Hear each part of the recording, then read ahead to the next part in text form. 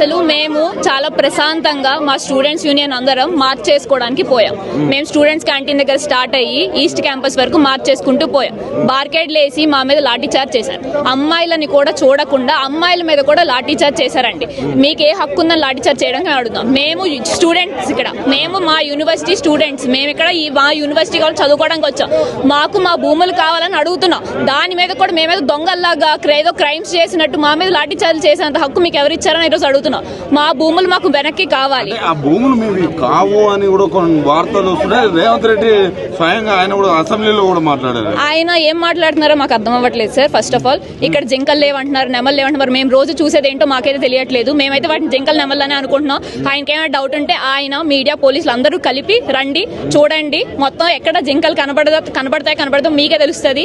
చెరువులు లేవంటున్నారు, మష్రూమ్స్ లాగా లేవంటున్నారు. ఏంటండి, ఏం డెవలప్మెంట్ మీరు చేద్దాం అనుకుంటున్నారు నాకు అర్థం కావట్లేదు. 400 ఎకరాల ఫారెస్ట్ ని మొత్తం తీసేసి మీరు ఏం డెవలప్ చేద్దాం అనుకుంటున్నారు?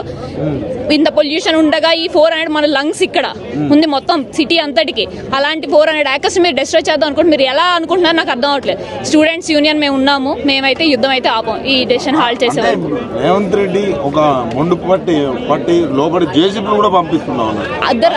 రాత్రి లాంగ్ వీకెండ్ చూసుకొని ఉగాది ఇది అనగానే యూనివర్సిటీ స్టూడెంట్స్ అందరూ ఇంటికి వెళ్ళిపోతారు, వీకెండ్కి వెళ్ళిపోతారు. అంటే మిగిలిన స్టూడెంట్స్ అందరూ ఏం అడగరు అనుకుంటున్నారు, ఏమనుకుంటారు?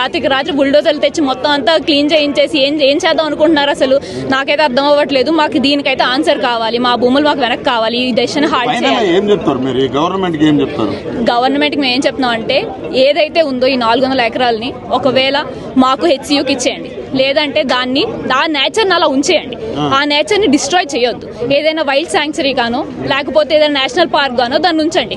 హెచ్సియుకి ఏదైతే ఉందో మాకు కంప్లీట్ బౌండరీ కావాలి. ఇలాంటి ఎంక్రోచ్మెంట్స్ చాలా జరుగుతున్నాయి, ఇప్పటికే చాలా ఎంక్రోచ్మెంట్స్ ఉన్నాయి దీంట్లో. సో మాకు ఒక కంప్లీట్ బౌండరీ ఇప్పుడు ఏదైతే ఉందో మాకు చాలా ఎమర్జెన్సీగా ఉంది. అక్కడ లాఠీ చార్జ్ చేస్తున్నారు, ఆడపిల్లని కూడా చూడట్లేదు, నచ్చినట్టు ప్రవర్తిస్తున్నారు పోలీసులు. మాకు లోపల మీడియా కూడా లేదు, ఎవరు లేరు అక్కడ అట్లీస్ట్ కవరేజ్ చేయడానికి కూడా. మేము ఎవరికి చెప్పుకోవాలి? మేము స్టూడెంట్స్ అంటే మేము పొలిటీషియన్ బ్యాక్గ్రౌండ్ లేదు, మాకేం లేదు, మేము చాలా నార్మల్ సాధారణ స్టూడెంట్స్. మాకు ఆన్సర్ కావాలి.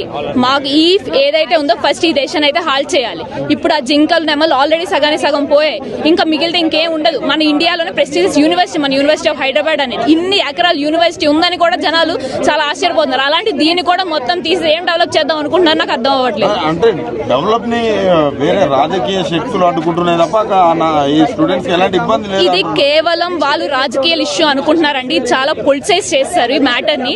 మాకు స్టూడెంట్స్ నేచర్ మాకు అది మాత్రమే తెలుసు. మాకు ఏ పొలిటీషియన్స్ తెలియవు, మాకు దేంట్లోనే అలాంటి మేము హెల్ప్ అందరినీ